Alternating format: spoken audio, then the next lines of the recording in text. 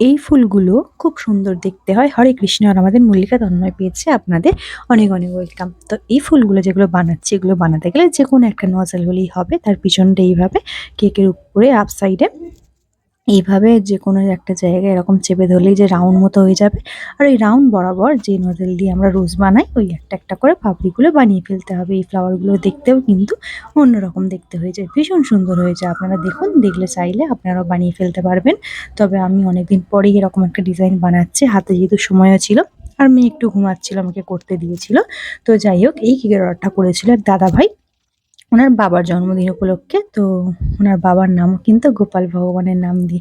কি সুন্দর, তাই না? আর উনার বাবা যেহেতু নিরামিষ খান, তার জন্যই আমাদের রাধে কুইন কেকসে যোগাযোগ করেছিলেন। তো এই কেকটা ছিল ২ পাউন্ড বাটারস্কচ ফ্লেভারের। তো আমাকে বলেই দিয়েছিল বাটারস্কচ ফ্লেভারের বানিয়ে দিতে। আর উনি এটা ফার্স্ট টাইম অর্ডার করেছিল। তো কেকের ভীষণ ভালো রিভিউ দিয়েছিল। তো দেখুন, কেকটা তো আমার প্রায় কমপ্লিট। কেকটা কেমন লাগছে এই ফ্লাওয়ারগুলো দিয়ে জানাতে ভুলবেন না। সবাই খুব ভালো থাকবেন, সুস্থ থাকবেন। হরি বল।